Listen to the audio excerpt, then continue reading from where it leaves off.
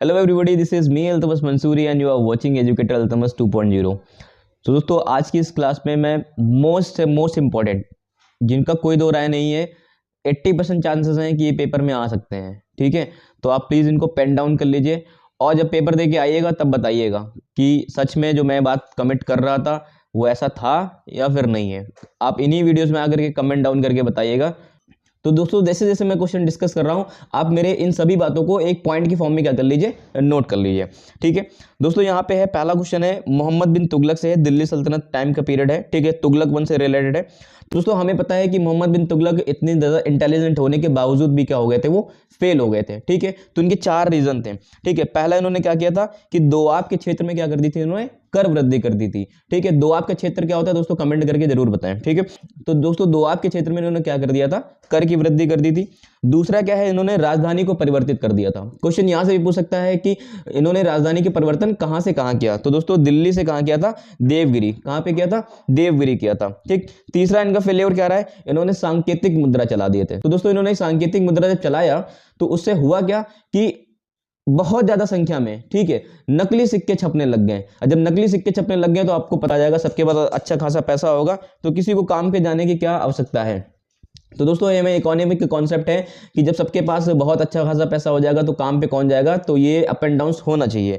ठीक है, फिर दोस्तों क्या है, इन्होंने खुरासान और कराचिल का युद्ध किया और जिसमें ये क्या रहे हैं, पूरी तरीके से असफल रहे हैं। ठीक है, ये 4 चीजें हैं। पहले उन्होंने क्या किया कि दोआब के क्षेत्र में क्या कर दी, कर की वृद्धि कर दी। ठीक है, और दूसरी चीज उन्होंने क्या किया, सांकेतिक मुद्रा लगाया। ठीक है, सांकेतिक मुद्रा चलवा दिया। तीसरी चीज उन्होंने क्या कर दी, कैपिटल को चेंज किया, दिल्ली से देवगिरी कर दी। ठीक है, चौथी चीज उन्होंने क्या कर दी, कराचिल और खुरासान का युद्ध किया, जिसमें क्या हो गया, पूरी तरीके से ये असफल रहे। ठीक है, एक क्वेश्चन दोस्तों यहां से बहुत पूछता है कि दीवाने को ही, ठीक है, ये पहली चीज है क्या और इसको किसने इंप्लीमेंट किया। तो दोस्तों ये एक कृषि विभाग है। क्या है, कृषि विभाग है। ठीक है, और इसको इंप्लीमेंट करने वाला जो व्यक्ति थे वो कौन थे, मोहम्मद बिन तुगलक थे। कौन थे दोस्तों, मोहम्मद बिन तुगलक थे।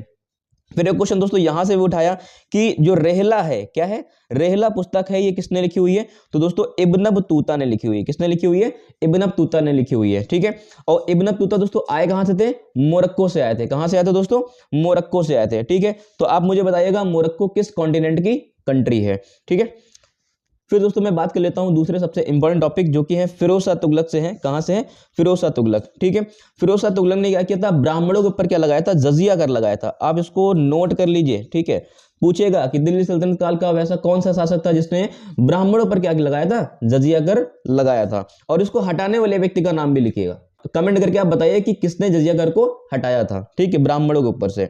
ठीक है, फिर दोस्तों हमें पता है कि जैसे फिरोज शाह तुगलक को दिल्ली सल्तनत काल का अकबर कहा जाता है। ठीक है, तो इसमें से दोस्तों इनके कुछ इंपॉर्टेंट काम है जो कि वेलफेयर में है, लोक कल्याणकारी काम है। ठीक है, एक लोक कल्याणकारी शासक के रूप में भी ये जाने गए हैं। इन्होंने इनके टाइम पीरियड में बहुत अच्छे काम हुए हैं। ठीक है, तो दोस्तों इन्होंने किया क्या था कि 24 प्रकार के जो अलग अलग टैक्सेस थे, कर थे, उनको क्या कर दिया, हटा दिया और केवल 4 प्रकार के टैक्सों को क्या किया, इंपोज किया। ठीक है, उनमें से कौन सा है, इनको लिख लीजिए, बहुत इंपॉर्टेंट है।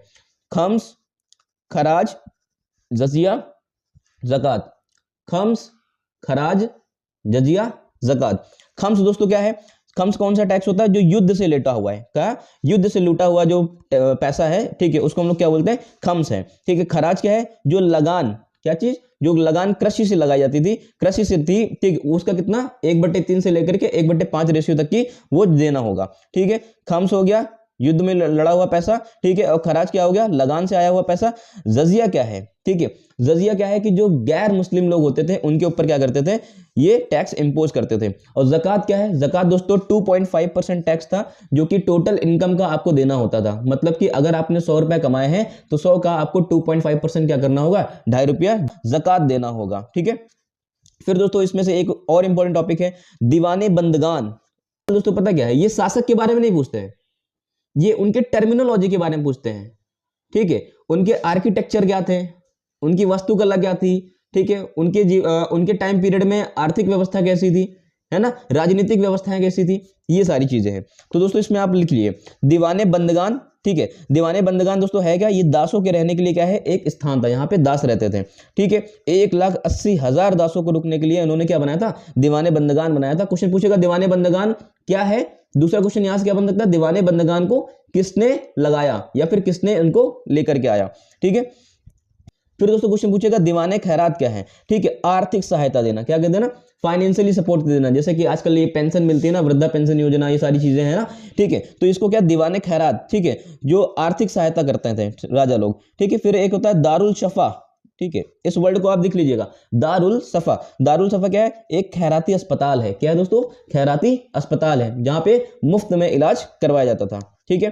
फिर दोस्तों उन्होंने लोक निर्माण विभाग में भी बहुत अच्छा काम किया हुआ है, इसको आप भी अच्छे से पेन डाउन कर लीजिए, ठीक है। इन्होंने हक ए सर्ब, फिर से मैं अच्छे से बोल रहा हूं, हक ए सर्ब, ठीक है, ये क्या है दोस्तों, एक सिंचाई कर है, क्या है, सिंचाई कर है। क्वेश्चन इसी तरह टर्मिनोलॉजी पूछते हैं, हक ए सर्ब क्या है, ठीक है, अमीरे कोही क्या है, दीवाने बंदगान क्या है ना, दारुल शफा क्या है, इस टाइप से क्वेश्चन पूछ रहे हैं, ठीक है। तो दोस्तों हक ए सर्व क्या है, एक सिंचाई कर है जो कि 1/10 है, कितना है, 1/10 है। तो दोस्तों इन्होंने अनुवाद विभाग की स्थापना भी की थी, ठीक है, और उन्होंने 1200 नए फसलों को क्या लगाया था, उगाया था, ठीक, बाग लगवाए थे, ठीक है।